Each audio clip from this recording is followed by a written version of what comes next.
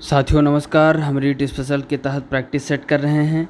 आइए साइंस का practice set किया जाता है। आइए देखें, यदि पृथ्वी और सूर्य की दूरी जो है उसके स्थान पर दोगुनी होती तो सूर्य द्वारा पृथ्वी पर गुरुत्वाकर्षण बल जो पड़ता है वह होता, यानी वर्तमान स्थिति जो पृथ्वी और सूर्य के बीच की दूरी है, यदि इसको दोगुना बढ़ा दिया जाए तो क्या होगा। अब जितना है उसका दो गुना, अब जितना है उसका चार गुना, अब जितना है उसका चौथा भाग, अब जितना है उसका आधार भाग, यानी अब जितना है उसका चौथा भाग। इसको कैसे निकालेंगे? तो यह बराबर G M E M upon r square. तो यम ई अर्थ, यम सन, उसके बाद उसके बीच के डिस्टेंस को तो उससे हम निकाल लेंगे। जब कोई वस्तु ऊपर से गिराई जाती है तो उसका भार कैसा होगा? उसका भार अपरिवर्तित होगा। गिरते समय यह लगेगा कि भारहीन है, लेकिन एक्चुअल में भार में क्या होता है? कोई परिवर्तन नहीं होता। कुछ कथन है और उसके कारण है, आइए देखें। ऊंचाई वाले स्थानों में भोजन पकाने के लिए उसमें नमक मिलाया जाता है। ऊंचाई वाले स्थानों में तापमान कम होता है, यानी ऊंचाई वाले स्थानों में भोजन पकाने के लिए नमक मिलाया जाता है। तो क्यों मिलाया जाता है? जिससे उसकी बॉइलिंग पॉइंट बढ़ जाती है। और दोनों कथन सही है, लेकिन उसके रीजन तो सही नहीं दिया है कि उससे रिलेट हो। तो इसमें क्या हो जाएगा? ए और ए व आर दोनों सत्य हैं, किंतु आर ए की सही व्याख्या नहीं कर रहा है।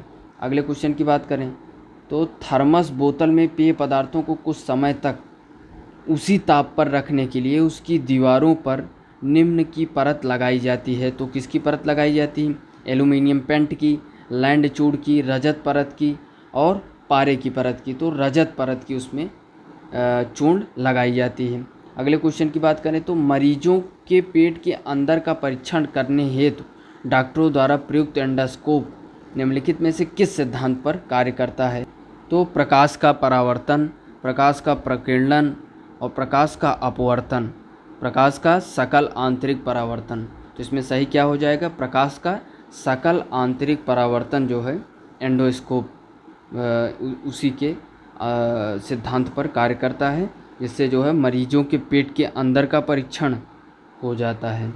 अगले क्वेश्चन की बात करें तो निम्न में से कौन सा कथन सही नहीं है? तापमान के बढ़ने पर वायु में ध्वनि का वेग बढ़ता है।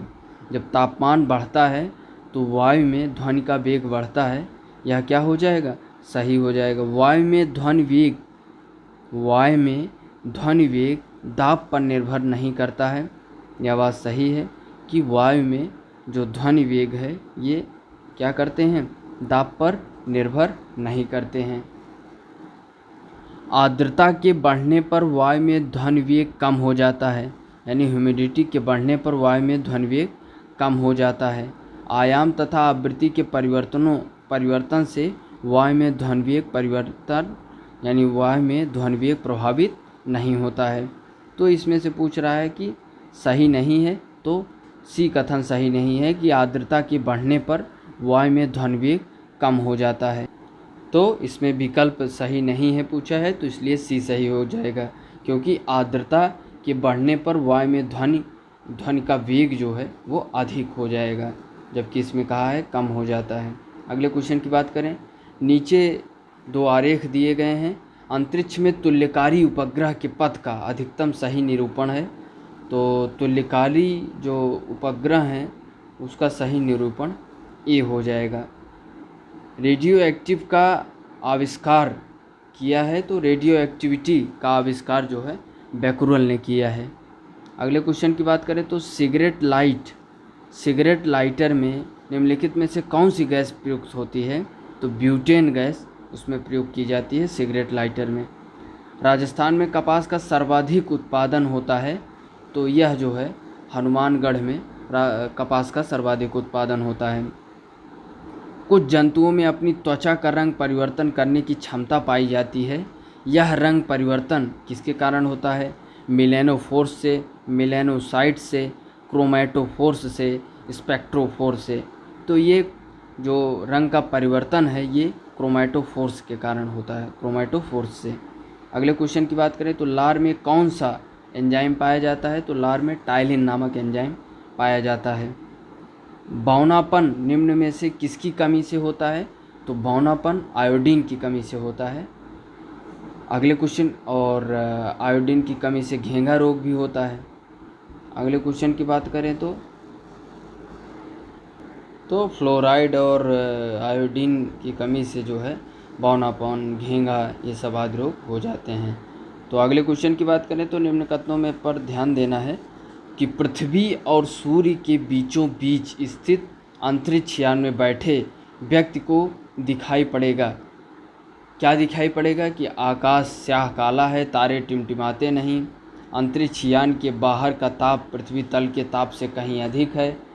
तो इसमें से क्या दिखाई देगा? तो इसमें से दिखाई देगा कि आकाश काला दिखाई देगा और तारे टिमटिमाते नहीं हैं, ये बात दिखाई देगा, क्योंकि जो है तारे अपने उसी अवस्था में जलते हैं। ये तो वाष्प और बादलों के कारण हमें जो है टिमटिमाना प्रतीत होता रहता है। तो पृथ्वी और सूर्य के बीच की स्थिति जब बैठेंगे तो आकाश स्याह काला रहेगा और तारे टिमटिमाते नहीं। अगले क्वेश्चन की बात करें तो वैद्युत आवेश का एसआई एकक है, यानी उसकी मात्रक क्या है? तो एसआई यूनिट में कूलाम हो जाएगा।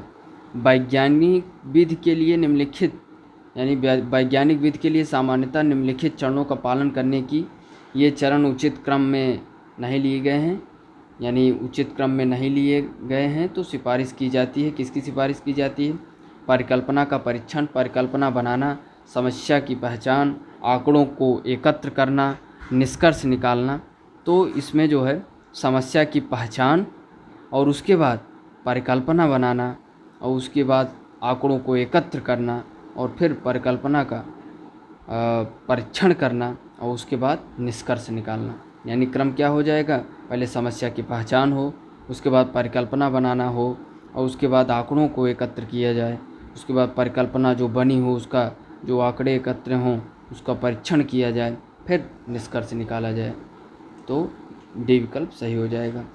आप चाहते हैं कि कक्षा 6 के विद्यार्थी नमक और रेत के मिश्रण को अलग करने के लिए नमक के पानी विलेयता के गुण की पहचान सकें, तो प्रतिप्रश्न उन्मुख शिक्षण के समर्थक होने के नाते आप किस तरीके का बिहेव होगा?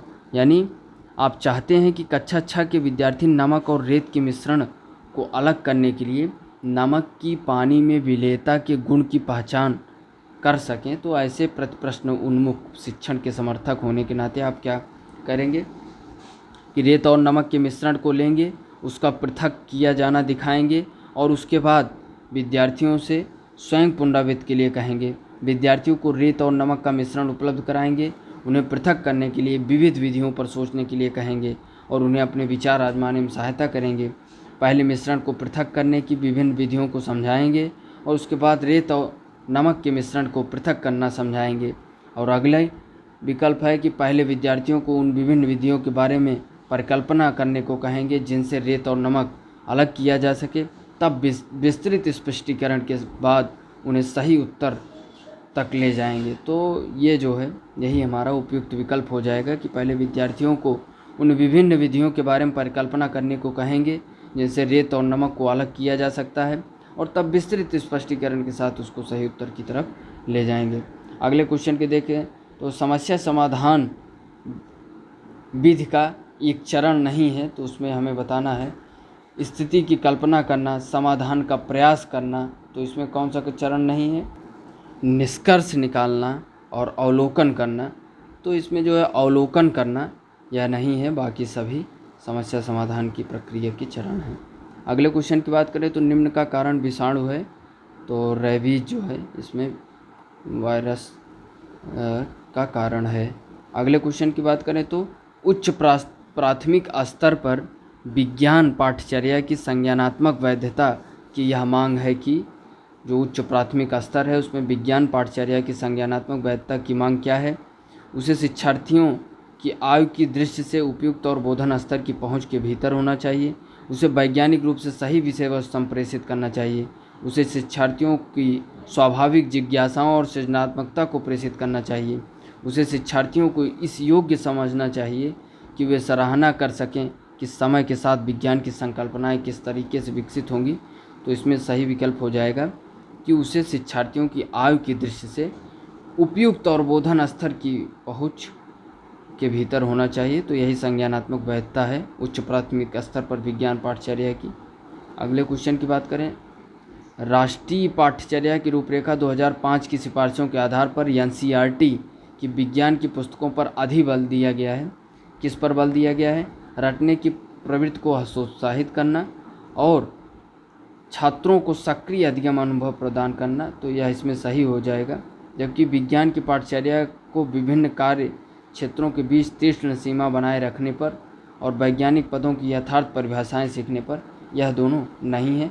बाकी पहला और तीसरा इसमें सही होगा, अतः विकल्प डी सही है।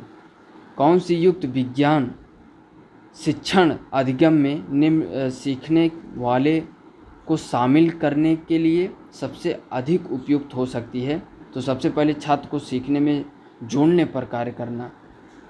अगले क्वेश्चन की बात करें, विज्ञान में निम्नलिखित में से किसके द्वारा सीखने में कमी का पता लगाया जा सकता है? अवधारणा मानचित्र, वर्णन अभिलेख, पोर्टफोलियो, सत्र अंत उपलब्धि परीक्षण।